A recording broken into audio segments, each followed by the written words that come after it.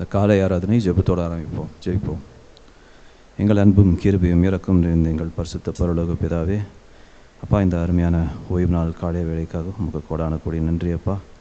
அப்பா, இதோ இந்த நாளிலும் நீர் எங்களோடு பேசும், எங்களோடு உடனிருந்து எங்களை வழிநடத்தியறலும். பாவியாகி என் மேல் கிருபையாயிரும். பாவியின் பாவங்களை கழுவி உடைய இரத்தத்தினாலே சுத்திகரித்து அப்பா நீர் என்னை தகுதியுடனாக்கும். இந்த நாளிலும் அப்பா, வர வேண்டியவர்களை சீக்கிரமாக கொண்டு வாரும். அந்த ஆராதனை முழுக்க உங்களுடைய பிரசன்னம் எங்களை தாங்கி வழி நடத்தட்டும். மீட்பர் இயேசு மூலம் ஜெபம் கேளும் நல்ல பிதாவே, ஆமேன். ஆராதனைக்கு ஆரம்பமாக யாவரும் எழுந்திருந்து பாமாலையிலே 40வது பாடலை பாடுவோம். என் இயேசுவே உம்மையே நான் நேசிக்கிறேன். பாமாலையிலே 40வது பாடல், 19வது பக்கம். என் இயேசுவே உம்மையே நான் நேசிக்கின்றேன். வேறெந்த வீண் வாழ்வையும் நாடாதிருப்பேன். உம்மாலே நன்மையை நான் கண்டடைந்தேன். என் நாதாமென் மேலும் உம்மை நேசிக்கிறேன். இப்பாவியின் பேரில் முந்தி நேசம் வைத்தீ. நீ தியாகம் செய்து மீட்டு கொண்டீர். மோட்பீடமைங்காயமும் நான் தியானிக்கிறேன். என் நாதாமென் மேலும் உம்மை நேசிக்கிறேன். பேரன்பின் சொரூபி உம்மை போற்றுகின்றேன். எப்போதும் உம்மண்டை தங்க வாஞ்சிக்கிறேன்.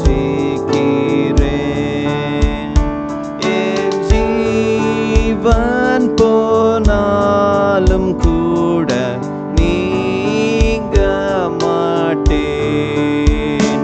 என் நாதாமென் மேலும் உம்மை நேசிக்கிறேன். பேரின்பமே லோகத்தில் ஆனந்தம் கொள்வேன். நீடூழியும் மோகம் கண்டு ஸ்தோத்தரிப்பேன். நின்னும் கிரீடம் அணிந்து நான் வாழ்த்தல் செய்வேன். என் நாதாமென் மேலும் உம்மை நேசிக்கிறேன்.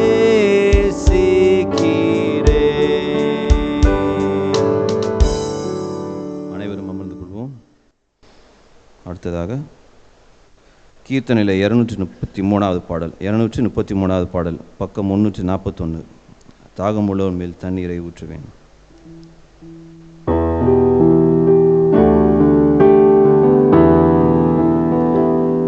தாகம் உள்ளவன் மேல் தண்ணீரை ஊற்றுவேன் என்றீர். வறண்ட நிலத்தில் ஆறுகளை ஊற்றுவேன் என்றீர். தாகம் உள்ளவன் மேல் தண்ணீரை ஊற்றுவேன் என்றீர். வறண்ட நிலத்தில் ஆறுகளை ஊற்றுவேன் என்றீர். ஊற்றுமையாவும் வல்லமையை தாகத்தோடு காத்திருக்கிறேன். ஊற்றுமையாவும் வல்லமையை தாகத்தோடு காத்திருக்கிறேன். நான் தாகத்தோடு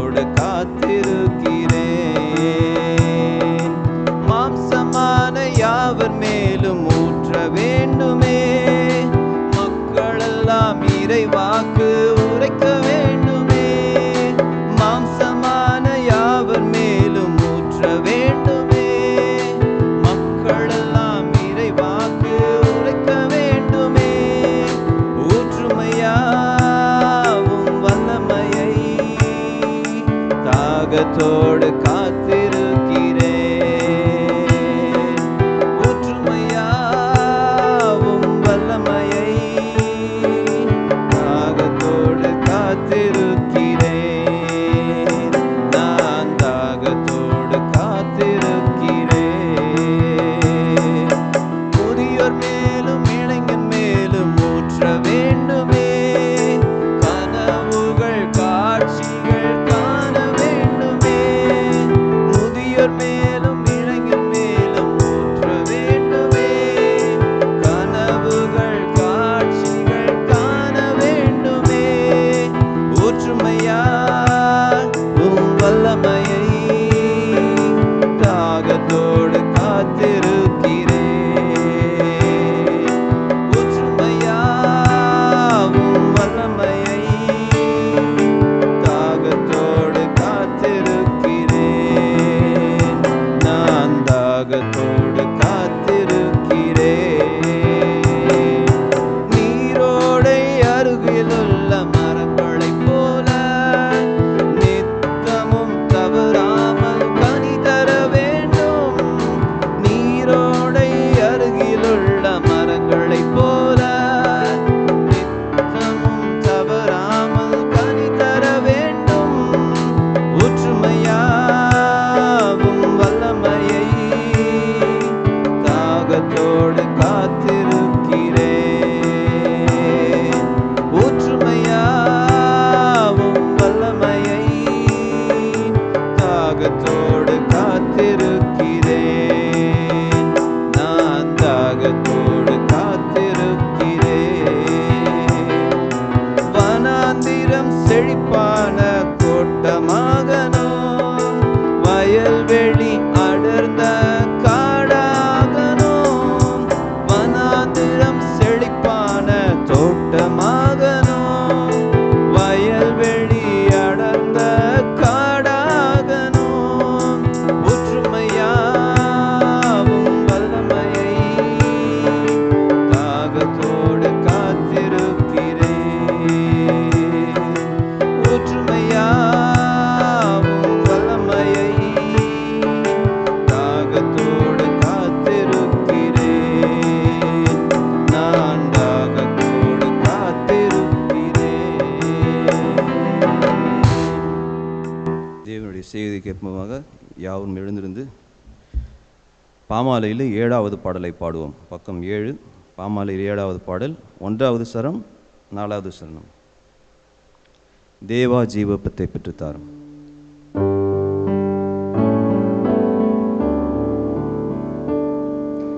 தேவா ஜீவப்பத்தை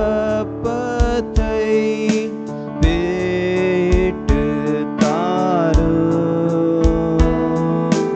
உம் வாக்கெனுள்ளத்தில் பதித்தருளும்.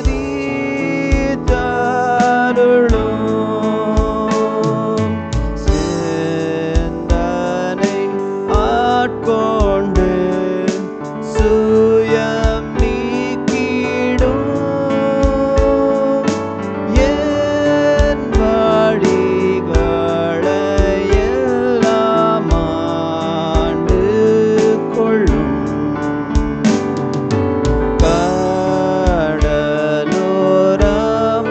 கடலோரமப்பம் விட்டது போல் வாசிக்கும் பாகத்தை தெளிவாக்கும்.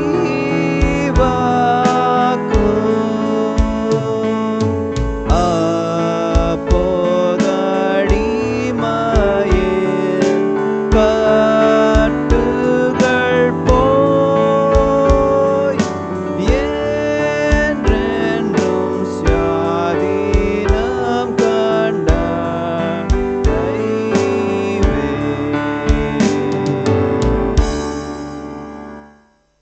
Let us pray. நாம் ஜெபிப்போம்.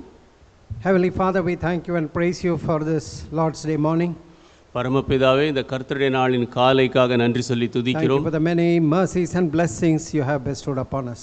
நீர் எங்கள் மேலே பொழிந்திருக்கிற அநேக ஆசீர்வாதங்கள் இரக்கங்களுக்காக நன்றி. We thank you for guiding the fellowship for the 90 years. சகவாசத்தை 90 ஆண்டுகள் நீர் வழி நடத்தியதற்காக நன்றி. We thank you for Uncle Jay Singh's life. We already finished 20 years of his home call. Jaisingh அங்கிளுடைய ஜீவியத்திற்காக நன்றி. அவர் பரத்துக்கு எடுத்துக்கொள்ளப்பட்டு ஏற்கனவே 20 ஆண்டுகள் நிறைவேறியது. Thank you for all the revivals you gave us in the early days. ஆதி நாட்களில் நீர் கொடுத்த எல்லா உயிர்மீட்சிக்காக நன்றி. How this work was built up by faith. எப்படியாக விசுவாசத்தினாலே இந்த ஊழியம் கட்டப்பட்டது. Lord, the responsibilities given to us are great. ஆண்டவரே, எங்களுக்கு கொடுக்கப்பட்டிருக்கிற பொறுப்புகள் மிக பெரியது. Teach us how to carry on this baton and the light you have given to us.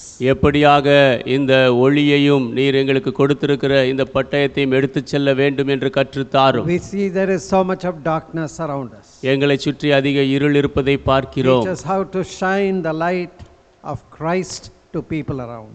எப்படி கிறிஸ்துவின் வெளிச்சத்தை சுற்றி இருக்கிற மக்களுக்கு பிரகாசிக்க வேண்டும் என்று கற்றுத்தாரும். Let our lives be a blessing. எங்கள் ஜீவியங்கள் ஆசீர்வாதமாக இருக்கட்டும். This morning speak to us through your living word. இந்த காலையிலே உம்முடைய ஜீவனுள்ள வார்த்தையின் மூலமாக எங்களோடு பேசும். Hide me behind thy cross and you reveal thyself to us. என்னை உம்முடைய சிலுவையின் பின்னால் மறைத்து நீர் உம்மை எங்களுக்கு வெளிப்படுத்தும். I ask these blessings in your precious and holy name. இந்த ஆசீர்வாதங்களை உம்முடைய விலையேறப்பெற்ற பரிசுத்த நாமத்தில் கேட்கிறேன்.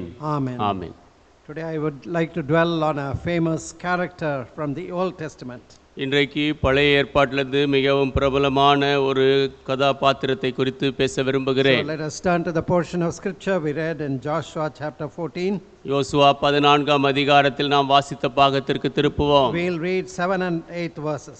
7-8 வசனங்களை வாசிப்போம். These are the words of Caleb. இவைகள் காலேபின் வார்த்தைகள். 40 years old was I when Moses, a servant of the Lord, sent me from Kadesh Barnea to spy out the land, and I brought him word again as it was in my heart.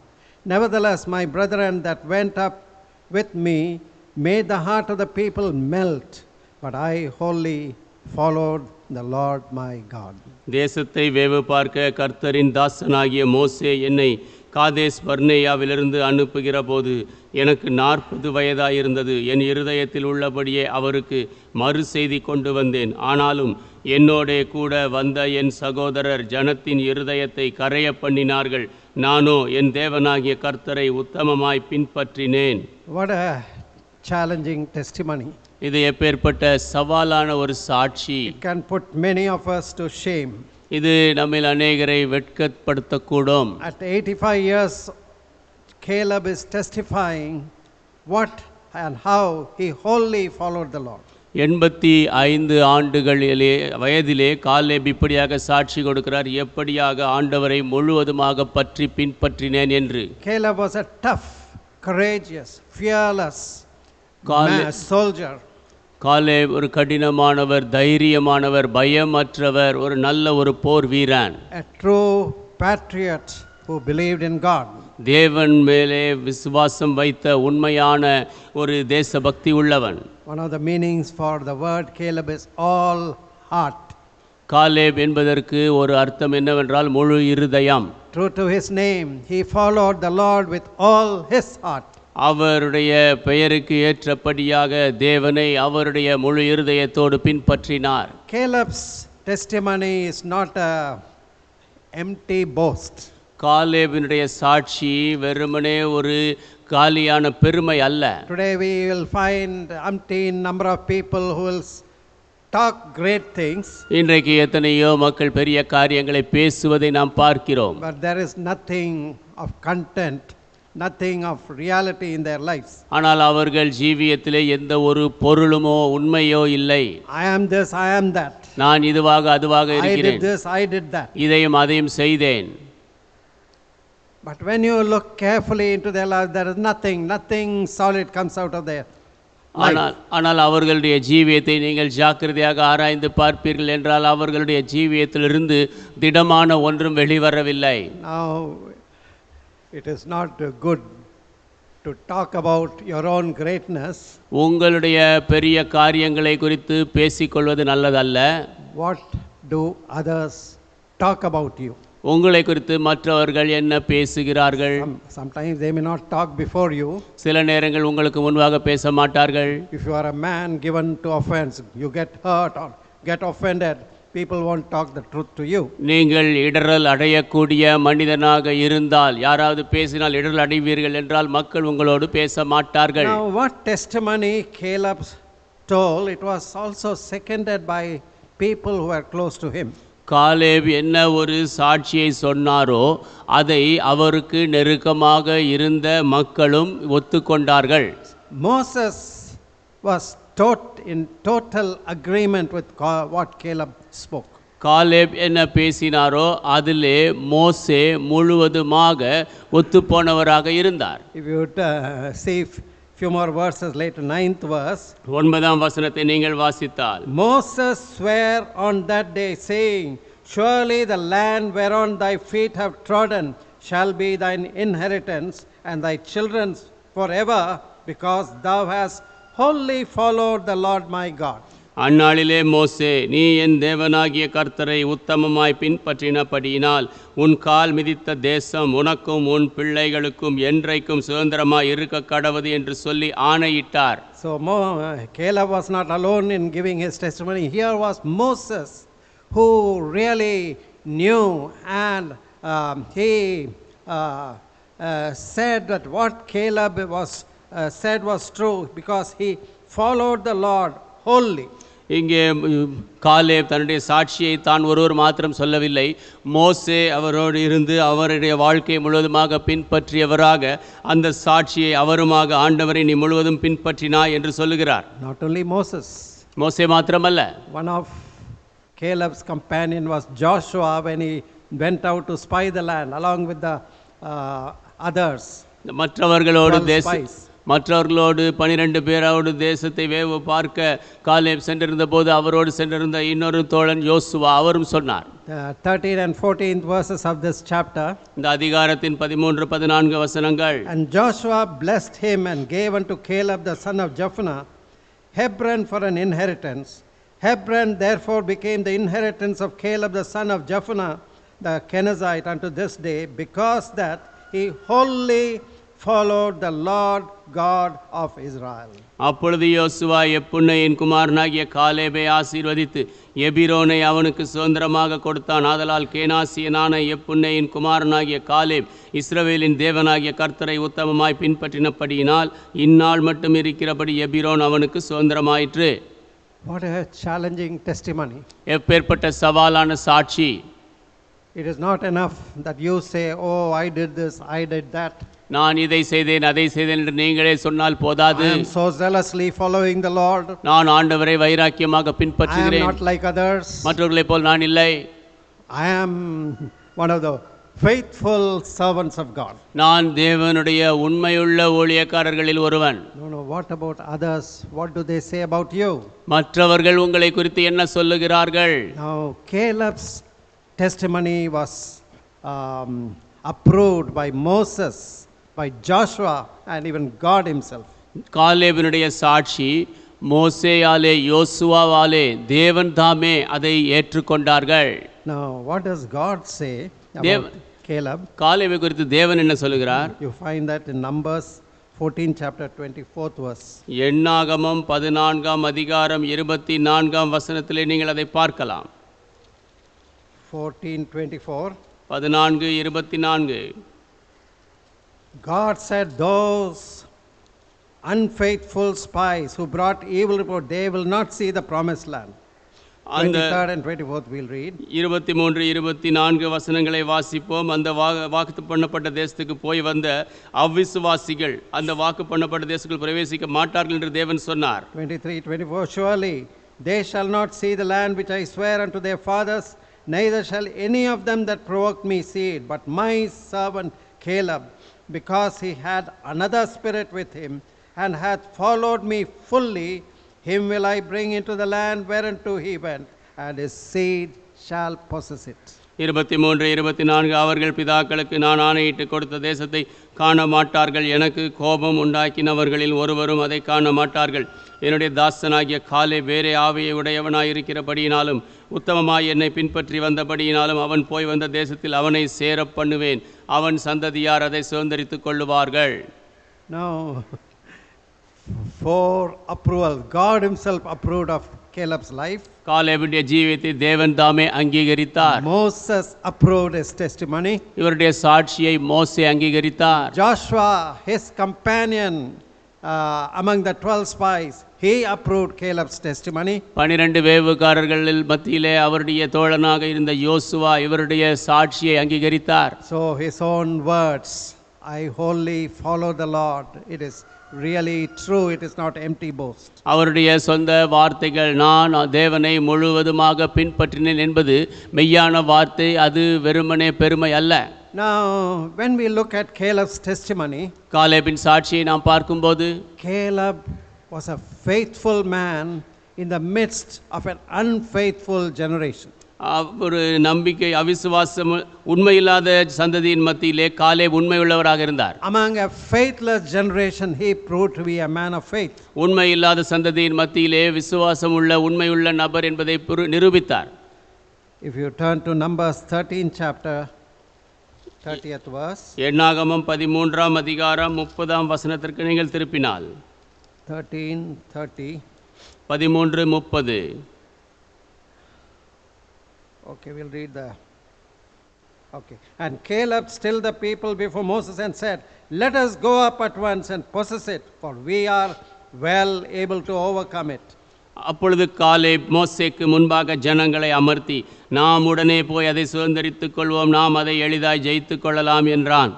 What were the others saying? மற்றவர்கள் என்ன சொன்னார்கள்? 31st verse. 31. But the men that went up with him said, "We are not able to go up against the people, for they are stronger than we."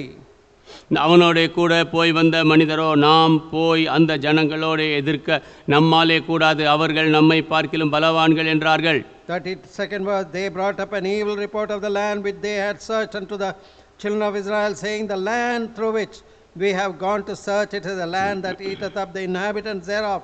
And all the people that we saw in it are men of great stature." 33. There we saw giants, son of Anak, which come of the giants, and we were in our own sight as grasshoppers, so we were in their sight. 32, 33 வசனங்கள். நாங்கள் போய் சுற்றி பார்த்து வந்த அந்த தேசம் தன் குடிகளை பட்சிக்கிற தேசம். நாங்கள் அதிலே கண்ட ஜனங்கள் எல்லாரும் மிகவும் பெரிய ஆட்கள்.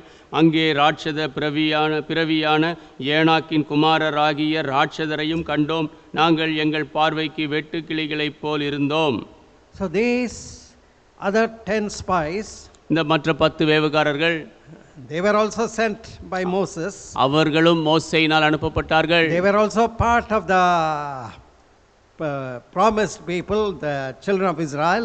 அவர்களும் இஸ்ரவேல் புத்திரர்களாக வாக்கு பண்ணப்பட்ட மக்களின் ஒரு பகுதியாக இருந்தார்கள். But they didn't have faith. அவர்களுக்கு விசுவாசம் இல்லை. But Caleb and Joshua, they were people of faith.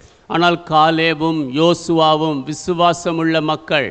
They saw beyond the obstacles, beyond the problems. அவர்கள் தடைகளை தாண்டி, பிரச்சனைகளை தாண்டி பார்த்தார்கள். So what was the secret of Caleb's courage, boldness, faith? காலேபினுடைய தைரியம், விசுவாசம், இதற்கு ஆன ரகசியம் என்ன? Because Caleb believed on the promises of God. Caleb தேவனுடைய வாக்கு தத்தங்களை நம்பினார். It was God who had brought them out of the land of Egypt. தேவனே அவர்களை எகிப்து தேசத்தை விட்டு வெளியே கொண்டு வந்தார். God opened the Red Sea for them. அவர்களுக்கென்று தேவன் செங்கடலை திறந்தார். God fed them with manna in the desert. வனாந்தரத்திலே தேவன் அவர்களுக்கு மன்னாவினால் போஷித்தார். God brought waters from the rock when there was no water to drink. குடிப்பதற்கு தண்ணீர் இல்லாத நேரத்திலே கண்மலையிலிருந்து தண்ணீரை தேவன் கொண்டு வந்தார். He knew that God was a great God. தேவன் பெரிய தேவன் என்று அவர் அறிவார். And God who promised to bring the people of God into the promised land was well able to fulfill his promise.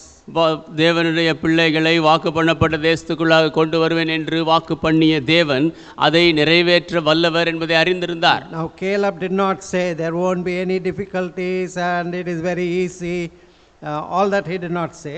கஷ்டங்கள் இருக்காது, மிக சுலபம் என்றெல்லாம் காலேப் சொல்லவில்லை. What he said in Numbers 14:7-9. என்னாகமம் 14:7-9 வரை என்ன சொன்னார்?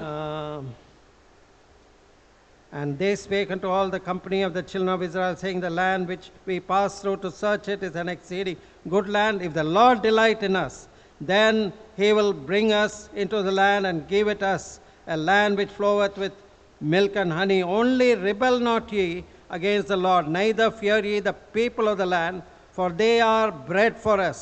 Their defense is departed from them, and the Lord is with us. Fear them not. இஸ்ரவேல் புத்திரரின் சமஸ்த சபையையும் நோக்கி, நாங்கள் போய் சுற்றி பார்த்து சோதித்த தேசம் மகா நல்ல தேசம். கர்த்தர் நம்மேல் பிரியமாயிருந்தால் அந்த தேசத்திலே நம்மை கொண்டு போய் பாலும் தேனும் ஓடுகிற அந்த தேசத்தை நமக்கு கொடுப்பார். கர்த்தருக்கு விரோதமாக மாத்திரம் கலகம் பண்ணாதிருங்கள்.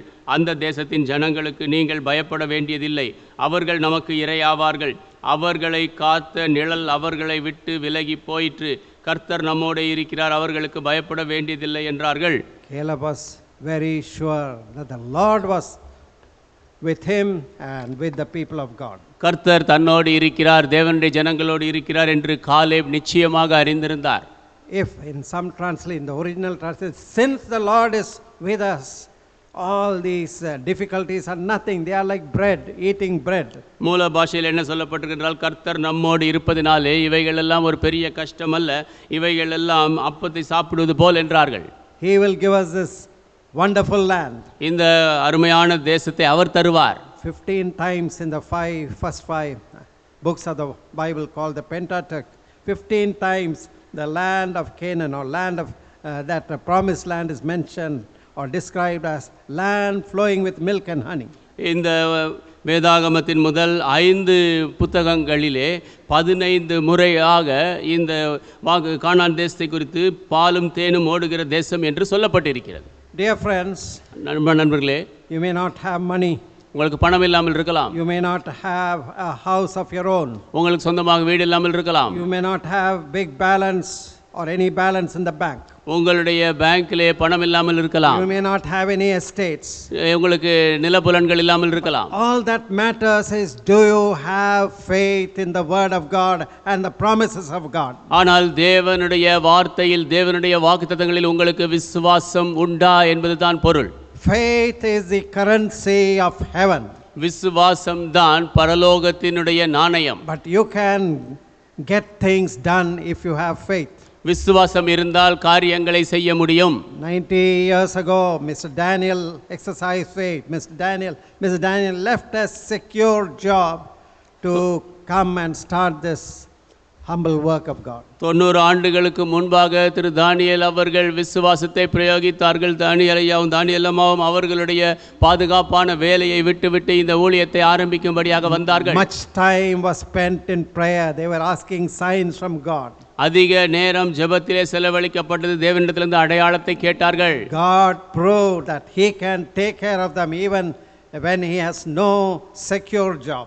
அவருக்கு பாதுகாப்பான வேலை இல்லாத பொழுதிலும் தேவன் அவர்களை பார்த்து கொள்ள முடியும் என்று நிரூபிக்கும்படியாக கேட்டார்கள். Likewise, Uncle Jay Singh also, once he was making lot of money. அதுபோல ஜெய்சிங் அங்கிளும் ஒரு காலத்திலே அதிக பணம் சம்பாதித்தார்கள். But God called him, come out. I have a different kind of work for you. வெளியே வா, உனக்கென்று வித்தியாசமான ஊழியத்தை வைத்திருக்கிறேன் என்று தேவன் அழைத்தார். Just like the Lord was giving a call to that rich young ruler. அந்த பணக்கார வாலிபனுக்கு தேவன் அழைப்பு கொடுத்த அதே வண்ணமாக, come out, வெளியே வா, take up the cross, சிலுவை எடுத்துக்கொள், follow me, என்னை பின்பற்று. Unfortunately, that rich young ruler did not respond to the call of Christ. துரதிர்ஷ்டவசமாக அந்த பணக்கார வாலிபன் கிறிஸ்துவினுடைய அந்த அழைப்பிற்கு செவி கொடுக்கவில்லை. But by God's grace, Uncle Jay Singh obeyed the call of God and slowly this work has come up. தேவனுடைய கிருபையினாலே ஜெய்சிங் அங்கிள் தேவனுடைய அழைப்பிற்கு கீழ்ப்படிந்தார்கள். கொஞ்சம் கொஞ்சமாக இந்த ஊழியம் வளர்ந்தது. Now, what is our heart condition? நம்முடைய இருதய நிலைமை என்ன? Can we say that I wholly followed the Lord? நான் முழுவதுமாக ஆண்டவரை பின்பற்றுகிறேன் என்று சொல்ல முடியுமா? I believe in the promises of God. தேவனுடைய வாக்குத்தத்தங்களை நான் நம்புகிறேன் என்று சொல்ல முடியுமா? God can take care of me in every situation. எல்லா சூழ்நிலையிலும் தேவன் என்னை பார்த்து கொள்ள முடியும். I too had the call of God. I came out of a secure mission hospital work when I was called to come into the Bible college. நானும் தேவனுடைய அழைப்பை பெற்றேன். நான் ஒரு பாதுகாப்பான மிஷன் ஹாஸ்பிட்டலிலே வேலை செய்து கொண்டிருந்தேன். இந்த வேதாகம கல்லூரியிலே தேவனுடைய அழைப்பை பெற்று வந்தேன். When I was asked to go and help in Uncle Jay Singh's clinic and also attend the part-time classes in the LEF. Jaisingh கிளினிக்கிலே போய் உதவி செய்யும்படியாகவும் இந்த LEFலே இந்த வேதாகம படிப்பை நான் பகுதி நேரமாக பின்பற்றும்படியாகவும் சொல்லப்பட்டது. I didn't ask Brother Joe, what will I get monthly, how much? I didn't ask. நான் ஜோ அங்கிளை பார்த்து மாதம் எனக்கு எவ்வளவு கிடைக்கும் என்று கேட்கவில்லை. So I just resigned, came here and started being trained for God's work. நான் ராஜினாமா செய்துவிட்டு இங்கே வந்து தேவனுடைய ஊழியத்திற்கென்று பயிற்சி பெற்றேன். Caleb believed in the promises of God. தேவனுடைய வாக்குத்தத்தங்களை காலேப் நம்பினார். How can you get faith like Caleb? காலேபை போல எப்படி விசுவாசத்தை பெறுவது? You need to go into the word of God. தேவனுடைய வார்த்தைக்குள்ளாக நீங்கள் செல்ல வேண்டும். Hide the word of God in your heart. தேவனுடைய வார்த்தை இருதயத்தில் வையுங்கள். Use it as a weapon when the devil tempts you. பிசாசு உங்களை சோதிக்கும் போது அதை ஆயுதமாக பயன்படுத்துங்கள். When you have the fear of future, fear of various things, use the word of God. எதிர்காலத்தை குறித்து பல காரியங்களை குறித்து பயம் வரும் பொழுது தேவனுடைய வார்த்தையை பயன்படுத்துங்கள். It was faith in God's promises and God's word that gave great courage to Caleb. தேவனுடைய வார்த்தையிலும் தேவனுடைய வாக்குத்தத்தங்களிலும் கொண்டிருந்த விசுவாசமே காலேபுக்கு அதிக தைரியத்தை கொடுத்தது. At 85 years of age, he saw that these Anaks, the giants, were still living in that area, Kirjat Arba. 85 வயதிலே அவர் பார்த்தார் இந்த அர்பா என்ற இடத்திலே இந்த ஏனோக்கியர்கள் இன்னும் வாழ்ந்து கொண்டிருந்தார்கள். Now at the time of land division, Caleb was asking Joshua and Eleazar the priest, give me this portion, I am not afraid of these giants. அந்த தேசத்தை பிரிக்கும்படியான அந்த நேரத்திலே யோசுவாவையும் எலியாசரையும் பார்த்து காலேப் கேட்டார், இந்த தேசத்தை எனக்கு தாரும், இந்த அரக்கர்களை குறித்து எனக்கு பயமில்லை என்றார். So as we read in Numbers 14:24, நாம் என்னாகமம் 14:24 வாசித்த வண்ணமாக Caleb had another spirit. Caleb வேறே ஆவியை கொண்டிருந்தார். But my servant, because he had another spirit with him, he and hath wholly followed me, him will I bring into the land whereinto he went, and his seed shall possess it. என்னுடைய தாசனாகிய காலே வேறு ஆவியை உடையவனாய் இருக்கிறபடியினாலும் உத்தமமாய் என்னை பின்பற்றி வந்தபடியினாலும் அவன் போய் வந்த தேசத்திலே அவனை சேர பண்ணுவேன், அவன் சந்ததியார் அதை சுதந்தரித்துக் கொள்வார்கள். So Caleb, his courage, Caleb அவருடைய தைரியம், it was because of his faith in God and his promises. அது தேவன் பேரிலும் அவருடைய வாக்குத்தத்தங்களின் பேரிலும் அவர் கொண்டிருந்த விசுவாசத்தினாலே வந்தது. Secondly, he had another spirit. இரண்டாவது அவர் வேறே ஆவியை கொண்டிருந்தார். Now we say people have the spirit of the world, மக்கள் உலகத்தின் ஆவியை கொண்டிருப்பதை பார்க்கிறோம். or the spirit, the devil spirit. பிசாசின் ஆவி, The money demon makes them, oh, how will I get more money? பணம் என்னும் பிசாசு எப்படி நான் அதிக பணம் சம்பாதிப்பேன் என்று அவர்களை யோசிக்க செய்கிறது. How many people are enslaved by money? எத்தனை பேர் பணத்தினால் அடிமைப்பட்டு They இருக்கிறார்கள். cannot be satisfied with any amount. I want more money. எவ்வளவு இருந்தாலும் திருப்தி அடைய மாட்டார்கள், எனக்கு அதிகம் வேண்டும் என்பார்கள். Oh, I will spend more time in my business so that I learn more money. என்னுடைய வேலையிலே அதிக நேரம் செலவழித்து அதிகம் சம்பாதிப்பேன். They neglect their family, குடும்பத்தை புறக்கணித்து, neglect their prayer life, ஜெப ஜீவியத்தை புறக்கணித்து, neglect their church activities. ஆலயத்தின் காரியங்களையும் புறக்கணித்து, Overtime, they want to work and earn more money. அதிக நேரம் என்று வேலை செய்து கொண்டே இருந்து பணம் சம்பாதிக்க பார்க்கிறார்கள். And what do they get? என்ன பெறுகிறார்கள்? They lose their family, குடும்பத்தை இழக்கிறார்கள், lose their spiritual life, ஆவிக்குரிய ஜீவியத்தை இழக்கிறார்கள், and lose their health, ஆரோக்கியத்தை இழக்கிறார்கள், and go into premature death. சீக்கிரத்திலே மரணத்திற்குள் போகிறார்கள். 85 years, Caleb could testify, I am as strong today as I was when I was 40. 85 வயதிலே Caleb இப்படியாக சாட்சி சொல்கிறார், நான் 40 வயதில் இருந்த வண்ணமாக இப்பொழுது நான் பலன் உள்ளவனாக இருக்கிறேன். Back to Joshua 14 chapter. யோசுவா 14ஆம் அதிகாரத்திற்கு வருவோம். 7th verse, 40 years old was I when Moses, the servant of the Lord, sent me from Kadesh Barnea to espy out the land, and I brought him again as it was in my heart. 7ஆம் வசனம், தேசத்தை வேவு பார்க்க கர்த்தரின் தாசனாகிய மோசே என்னை காதேஸ் பர்னேயாவிலிருந்து அனுப்புகிற போது எனக்கு 40 வயதாயிருந்தது. என் இருதயத்தில் உள்ளபடியே அவருக்கு மறுசெய்தி கொண்டு வந்தேன். 10th and 11th verses, now behold, the Lord hath kept me alive, and he said, as he said, these 40 and 5 years, ever since the Lord spake this word unto Moses, while the children of Israel wandered in the wilderness.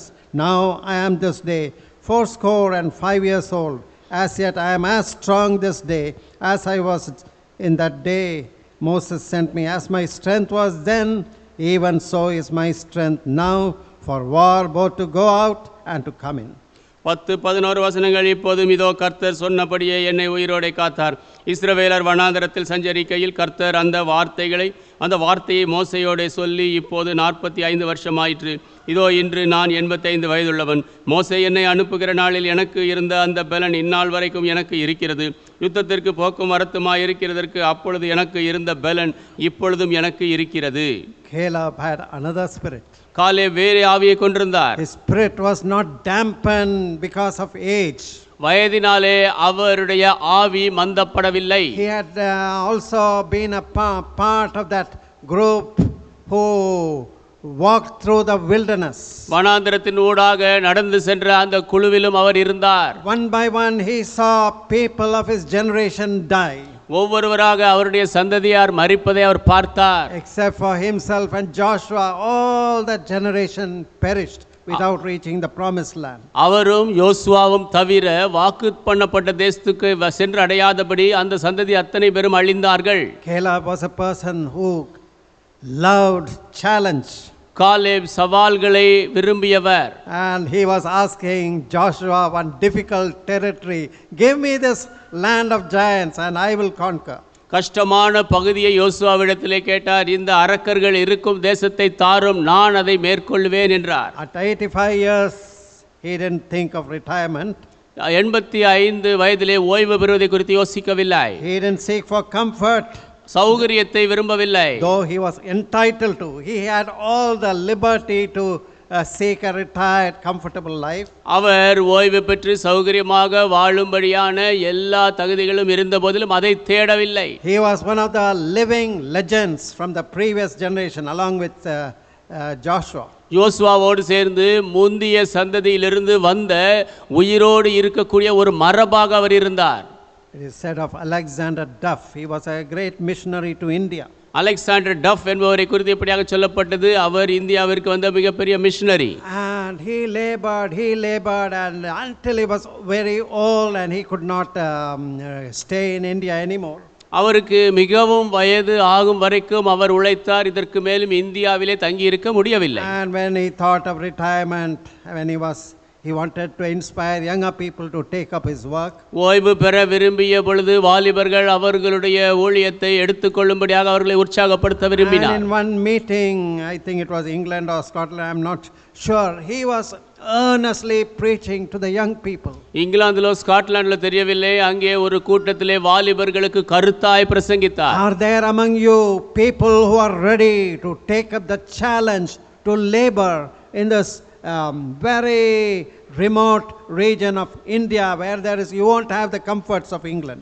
உங்கள் மத்தியிலே இங்கிலாந்தில் இருக்கக்கூடிய சௌகரியங்கள் எதுவும் இல்லாதபடி மிகவும் தூரத்தில் இருக்கக்கூடிய இந்திய தேசத்தின் கஷ்டமான பகுதியிலே ஊழியம் செய்யும்படி யாராவது இருக்கிறீர்களா என்று கேட்டார். So even after earnest appeal amongst the crowd of people, he saw nobody raise their hand, nobody stood up to say, I am ready to be a missionary. திரள் கூட்டத்தின் மத்தியிலே கருத்தாக அவர் விண்ணப்பித்த போதிலும் யாருமே நான் மிஷனரியாக போக ஆயத்தமாக இருக்கிறேன் என்று சொல்லவோ எழுந்து நிற்கவோ ஆயத்தமாக இல்லை. Then Alexander Duff, he was a little disappointed. Alexander tough கொஞ்சம் ஏமாற்றம் அடைந்தார். He said, if there are nobody in this crowd, then I have decided I will go myself again.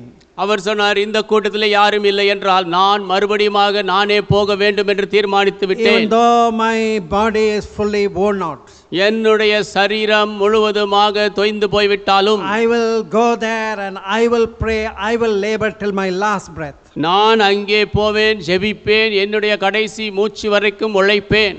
And so that Indians will know there is a man from Scotland who loved them so much that he was ready to give his life for them. அப்பொழுது ஸ்காட்லாந்திலே ஒரு மனிதன் இருந்தான், அவன் எங்களை அதிகமாக நேசித்து தன்னுடைய ஜீவனையும் கொடுக்க ஆயத்தமாக இருந்தான் என்று இந்தியர்கள் அறிவார்கள் என்றார். Many people were stirred up when he said like this. அவர் இப்படி சொன்ன பொழுது அநேக மக்கள் அங்கே உந்தப்பட்டார்கள். And slowly, one by one, people began to say, I am ready to go, I will become a missionary. கொஞ்சம் கொஞ்சமாக ஒருவர் பின் ஒருவராக நான் மிஷனரியாக போக ஆயத்தமாக இருக்கிறேன் என்று He சொன்னார்கள். inspired many young people to give, surrender their life and do God's work. அநேக வாலிபர்கள் தங்கள் ஜீவியத்தை ஆண்டவருக்கு ஒப்புவித்து தேவனுடைய ஊழியம் செய்யும்படி உற்சாகப்படுத்தினார். Now Caleb is a faint picture and a type of the Lord Jesus Christ.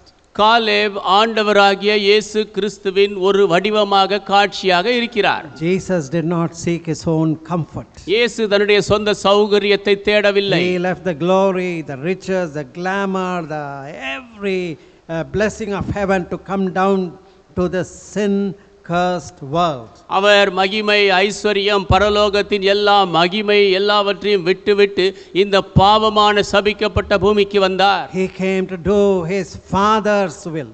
பிதாவினுடைய சித்தத்தை செய்யும்படியாக வந்தார். Matthew 20:28 says, even as the Son of Man came not to be ministered unto, but to minister and to give his life a ransom for many. மத்தேயு 20:28 சொல்கிறது, மனுஷகுமாரன் ஊழியம் செய்யும்படி வராமல் ஊழியம் கொள்ளும்படியாக வந்தார், அநேகருக்காக தன்னுடைய ஜீவனை பணயமாக கொடுக்கும்படியாக வந்தார். He was consumed with that passion of doing God's will and went to the cross, gave himself for you and me.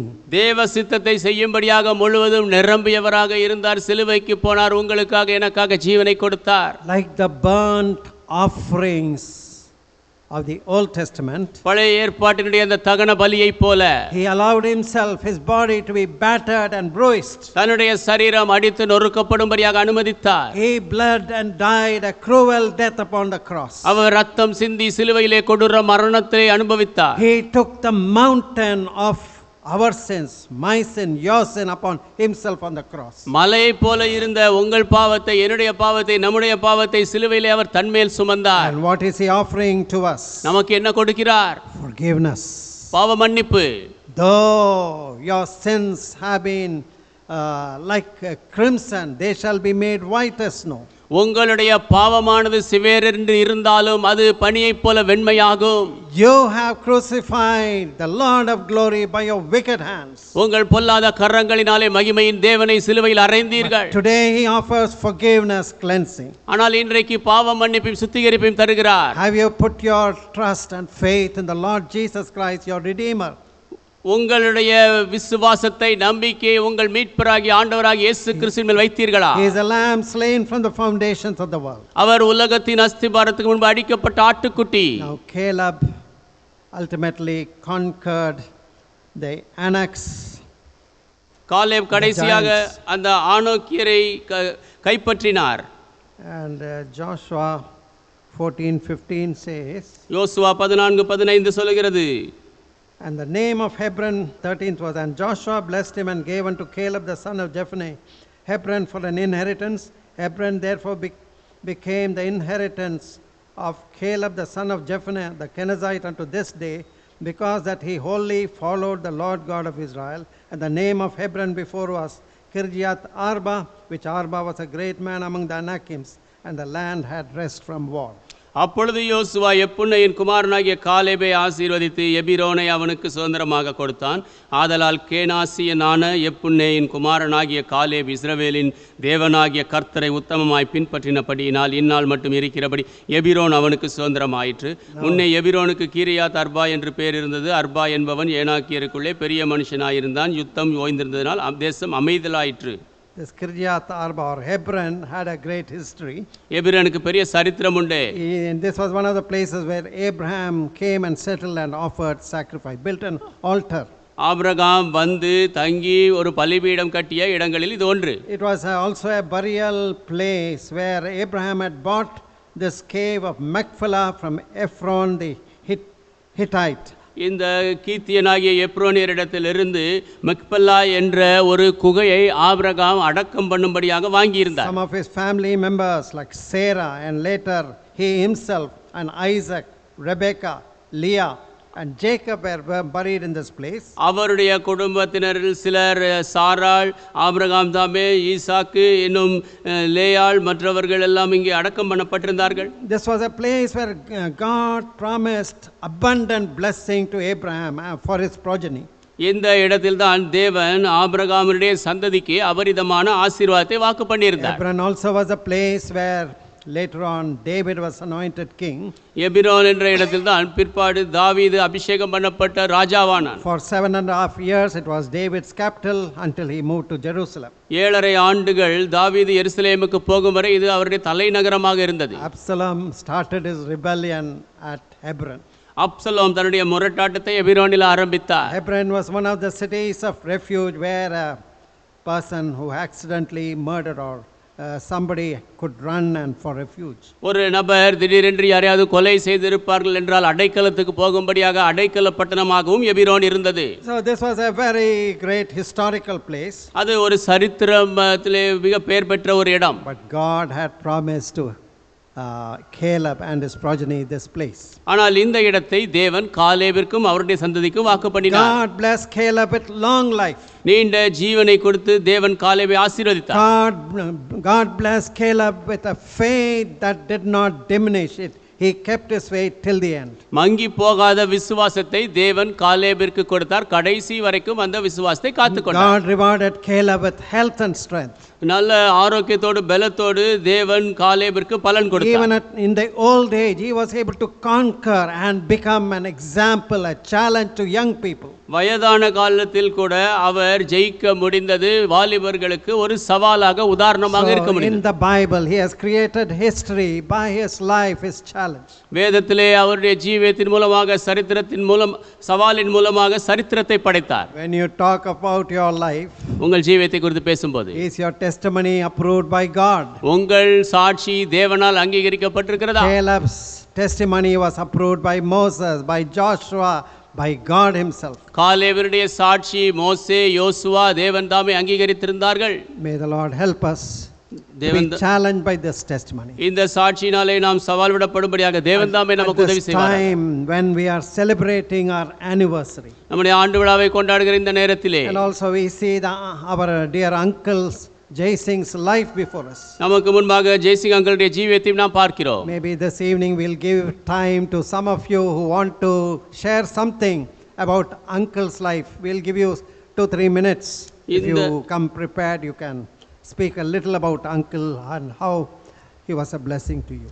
இந்த மாலையிலே அங்கிளை குறித்து நீங்கள் யாராவது பேச விரும்பினால் ஆயத்தப்பட்டு வாருங்கள். உங்களுக்கு 2-3 மணி நிமிடங்கள் கொடுக்கப்படும். நீங்கள் அதை பயன்படுத்தி கொண்டு அது எப்படி ஆசீர்வாதமாக அவருடைய வாழ்க்கை இருந்தது என்று நீங்கள் சொல்லலாம். Let us pray. நாம் ஜெபிப்போம். Father, we thank you for the challenge that Caleb's life presents to us. பிதாவே, காலேபுடைய ஜீவியம் எங்களுக்கு முன்பாக வைக்கிற சவாலுக்காக நன்றி. His life of faith, his fearlessness, அவருடைய விசுவாச ஜீவியம், பயமற்ற தன்மை, trust in the promises of God. தேவனுடைய வாக்குத்தத்தங்கள் பேர் நம்பிக்கை. You helped him to stand alone even when there was other spies who were calling out, oh, we cannot go into the land. மற்ற வேவுகாரர்கள் நாங்கள் இந்த தேசத்துக்குள் போக முடியாது என்று சொன்ன பொழுதும் இவர் தனித்து நிற்க முடிந்தது. Because of the 10 spies who brought negative report, God said 40 years, 1 year for each day these spies spent in the promised land, they had to suffer in the wilderness. தவறான அறிக்கையை அந்த 10 வேவுகாரர்கள் கொண்டு வந்ததினாலே தேவன் சொன்னார், இவர்கள் அங்கே சுற்றி வந்த 40 நாட்களுக்கு ஈடாக ஒவ்வொரு நாளுக்கு ஒரு ஆண்டாக 40 ஆண்டுகள் வனாந்தரத்திலே அலைந்து திரிவார்கள் என்று. Until all that current the older generation passed away. அந்த பழைய சந்ததி எல்லாரும் மரித்து போகும் வரைக்கும் Only those who were 20 and less who came out of the Egypt, they were preserved. They were able to go into the promised land. எகிப்தை விட்டு வெளிவந்த 20 வயதும் அதற்கு கீழானவர்கள் மாத்திரமே பாதுகாக்கப்பட்டு வாக்கு பண்ணப்பட்ட தேசத்துக்கு போனார்கள். The rebels were destroyed in the wilderness. வனாந்தரத்திலே முரட்டாட்டம் பண்ணியவர்கள் அழிந்தார்கள். Give us the faith of Caleb. காலேபின் விசுவாசத்தை எங்களுக்கு Let us தாரும். be challenged by his life. அவருடைய ஜீவியம் எங்களுக்கு சவாலாக இருக்கட்டும். We have the testimonies of so many people before us. எங்களுக்கு முன்பாக அநேகருடைய சாட்சியை கொண்டிருக்கிறோம். Let us not be those who turn back at difficulties. கஷ்டமான இடங்களிலே திரும்பி போகிறவர்களைப் போல் நாங்கள் இருக்க வேண்டாம். Let us be those who trust in you and move forward. உம்மை நம்பி முன்னேறி செல்கிறவர்களாக நாங்கள் இருக்கட்டும். Help us and guide us. எங்களுக்கு உதவி செய்யும் வழி In Jesus' நடத்தும். holy name I pray. இயேசுவின் பரிசுத்த நாமத்தில் ஜெபிக்கிறோம். Amen. ஆமென். ஆராதனைக்கு நிறைவாக யாவரும் எழுந்திருந்து பாமாலையிலே 175வது பாடலை பாடுவோம். டாக்டரே எப்படி நம்மளுக்கு இயேசு கற்பித்தது போல ஒளியாக இருந்தார், நம்மளுக்கு ஒளி வீசினார். அதே போல் நாமளும் ஒளி வீச முயற்சி செய்வோம்.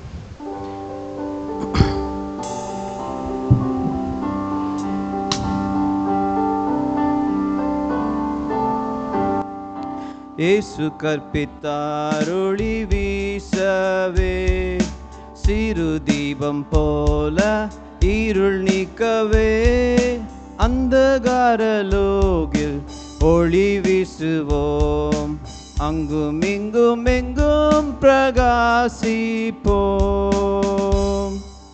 முதல் அவர்காய் ஒளி வீசுவோம், ஒளி மங்கிடாமல் காத்து கொள்ளுவோம், இயேசு நோக்கி பார்க்க ஒளி வீசுவோம், அங்கும் இங்கும் எங்கும் பிரகாசிப்போம்.